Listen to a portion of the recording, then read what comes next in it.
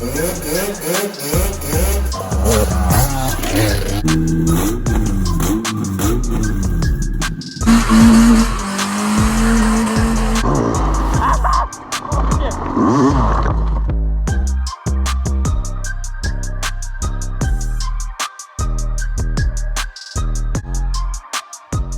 going on, guys? Welcome back to the channel, and if you're new here and haven't seen this, this is my K24 A2 swap Civic. Today we're going to be doing the first part of the whole turbo build series I'm going to be doing on this, and that is installing this clutch that'll actually hold the power. It's a Clutchmasters FX400, and yeah, we're going to jump into that right now. I'm going to probably switch over to the GoPro. First step of this is we got to take off the wheel here to be able to get the axle nut out, so that's what I'm doing now. Of course I'm getting called too. Love it.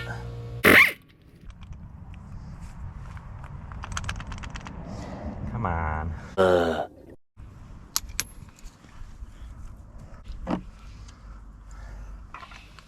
People like to steal wheels around me, so you got to put on multiple different wheel locks, which is annoying.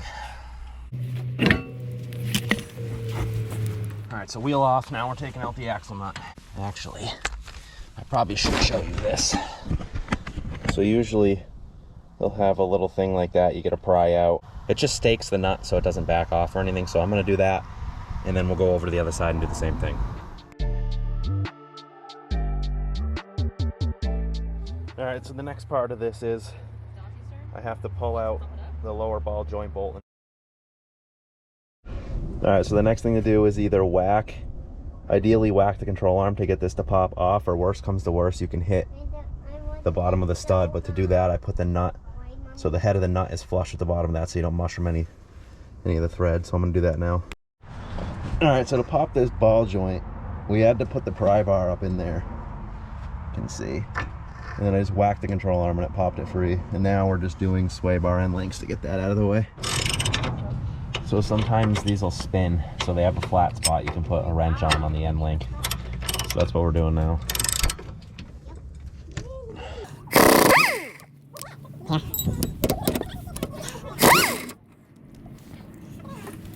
Get ready to put pressure up on this for me. Here, put your hand right here, just so it doesn't fall and hit. It shouldn't fall, but it might like pivot or something weird, so just put your hand right where the bushing is. There you go. All right, so I'm just gonna slide this back because it should. Just pinch my finger. It should clear the subframe if it's back here. Well, this should clear anyway. All right, well, let's go up top. Let's do everything we gotta do up top and then get ready to lower the subframe. All right, next thing we're doing, we're just taking out those bolts for the shifter cables and everything like that. I have the battery disconnected and out of the way. So yeah, we're gonna get on that.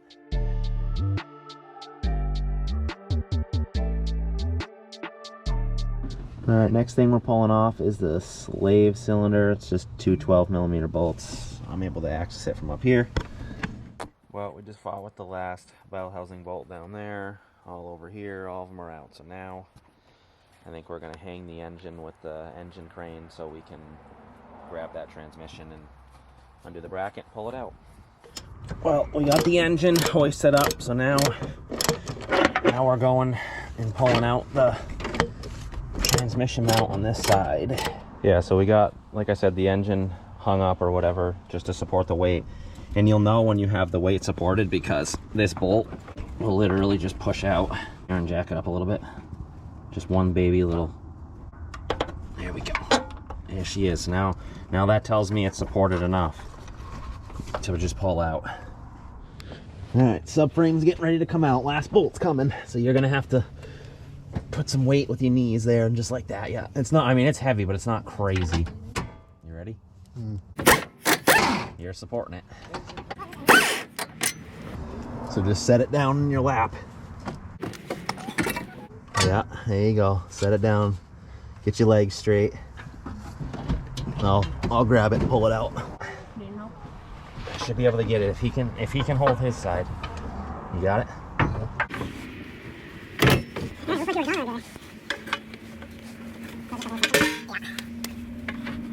we go. Now the trans is ready to come out. I might give it to you to get on that side of the pole. It'd be easier to just use the black one. You think so? Yeah. It's smaller. I just don't know if it'll have the strength, but try against like that. It's a pain in the ass. There's a retaining clip in there. Well, GoPro's gonna die, but we're gonna just pop the axles out like that. So we got the axle out on passenger side. Now we're taking out the half shaft bolts. Okay, now we're gonna just slide it out. There she goes. Well, we just wrestled it out.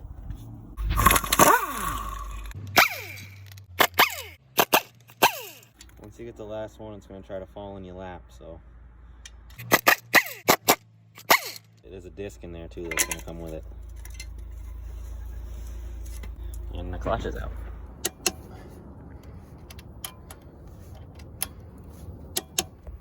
Good to go. You get a parts clean all of your mating surfaces for the clutch because they're always dirty. So we just got done doing it to the flywheel. And now I'm gonna do this and put the pressure plate and disc in. Everything is all torqued to spec, whatever. Now we're gonna manhandle this trans back in. Well, we got the car back together and it runs and drives. I went around the block, everything. So the clutch is doing good. Definitely super grabby, but surprisingly, it's not as hard to take off as I thought it was going to be. Everybody said they're super aggressive and it does grab really hard, but it's surprisingly easy to drive. So that's cool. But yeah, now we're gonna jump into doing the fuel system part of this. So, well, now we're in the back of the car and I'm gonna pull the rear seats out. Now, normally to do this, there's a 10mm bolt somewhere down in there, but I'm hack and didn't put it in the last time I was in there, so this is gonna be easy to pop out.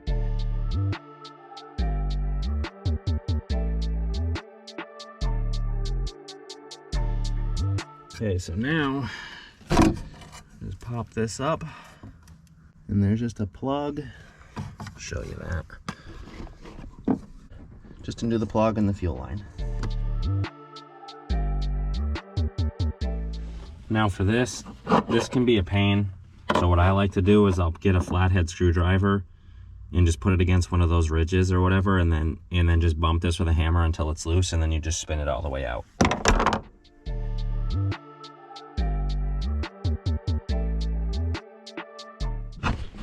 Okay, now that ring is off, I'm going to carefully pull this out of here, but first I'm going to like blow on that just to get any of the dust off so it hopefully doesn't go in the tank. And then I'm going to set it in the handy dandy old pan we don't use anymore. So.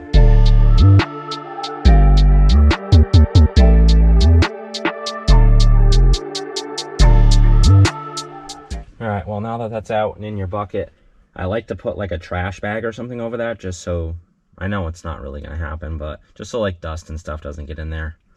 So I'm gonna put a trash bag over that now, and then we're gonna take this apart.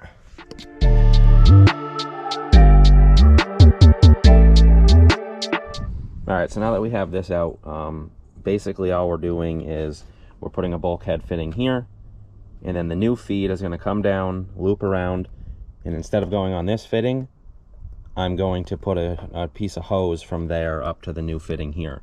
And I'll put a screenshot maybe right here or something of the person that I'm gonna follow, like how he did it. But yeah, basically new feed from here up to your bulkhead fitting you're gonna do.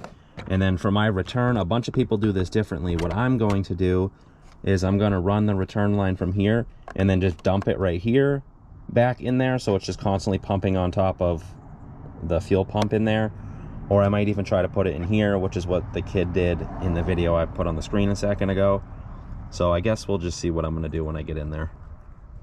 All right, so something I wanted to point out and show how I'm going to do it, because I didn't really see how to do that on anybody's videos, is, so I'm gonna be putting the new feed line directly onto the pump, like right onto the nipple or whatever that sticks off. So you have to remove this factory whole operation. So to do that, you'd obviously have to cut it, and I was worried that this was what was holding the pump from going side to side, so it would be loose in there and then you'd have to zip tie it or something, which I don't want to do.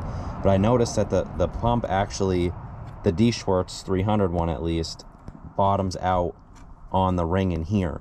So that means I should be able to cut these ears off, both sides, nice and flush, and it'll give me plenty of room in there to put the hose on and the hose clamp. So I'm going to do that.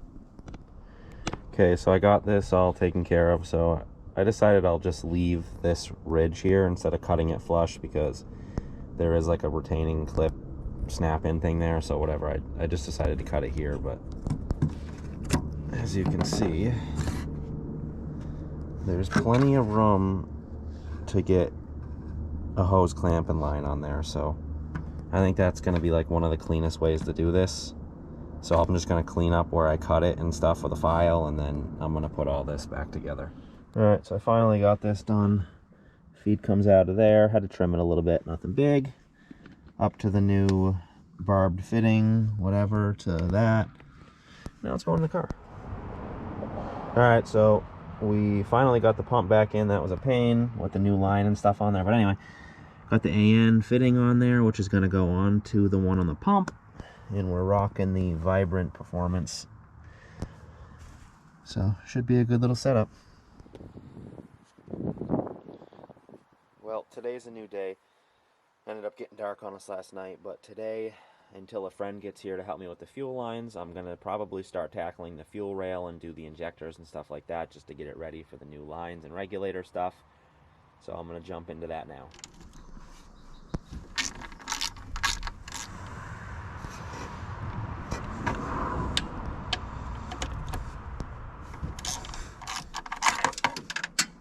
Shit. Damn it.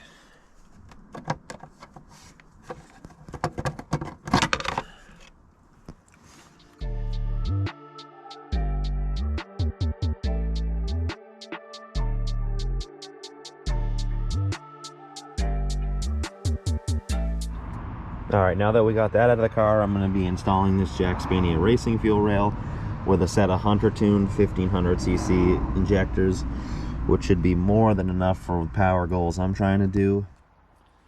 Alright, so upon further inspection, the fuel rail, where it normally would bolt on there, this kit requires you to use an Allen head bolt, so that means I have to pull these studs out, which is kind of annoying.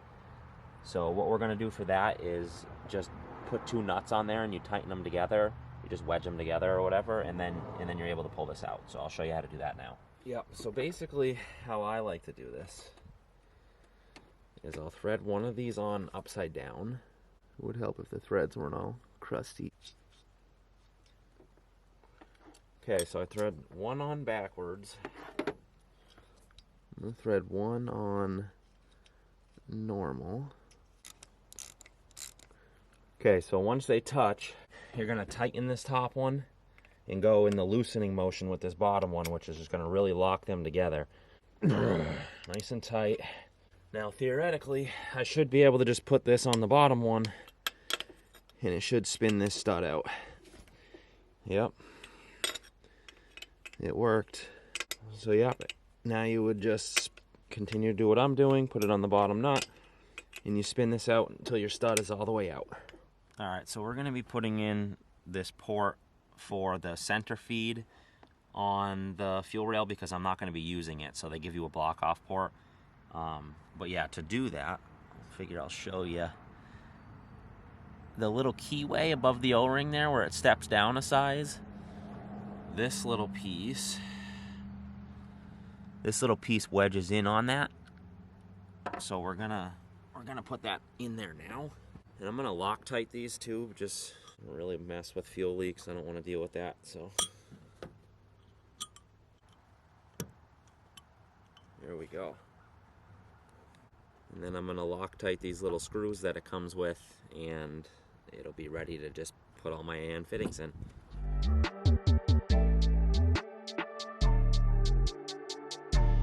Now to put these injectors in, I'm going to get a little bit of silicone grease and just barely put some on the O-ring, just so it gives it something to slide on.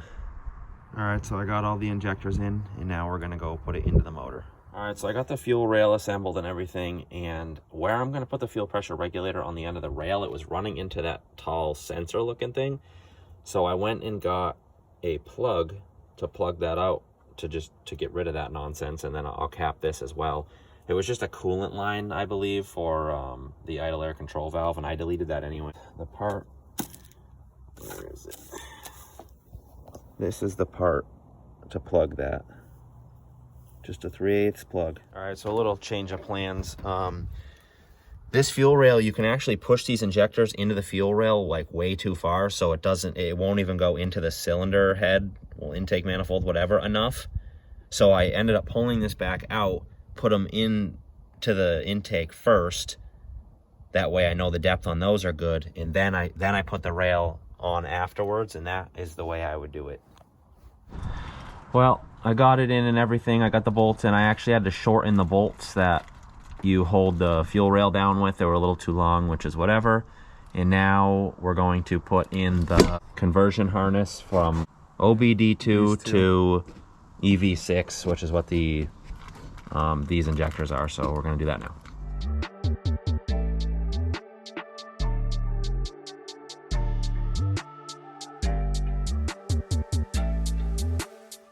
All right, so I got the car back together. Fuel line is ran from the pump all the way up here. It's hard to see, but the fuel filter's right there, which is a nice clean tuck spot. Line comes up underneath the cover over here to the feed, and I cut this so it fits really good too.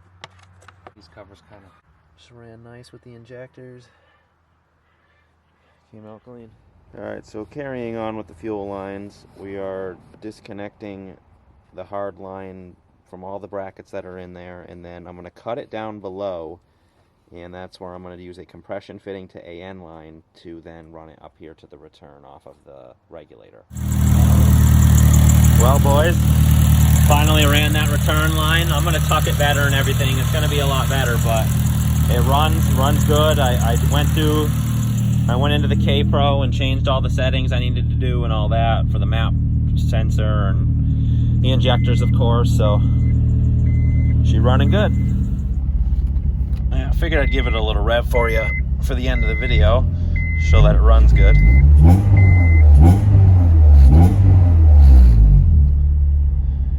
I definitely can't complain. These Hunter Tooth injectors are nice. It started easy. All the information he gives you to type into the computer is fantastic. He gives you a little sheet here.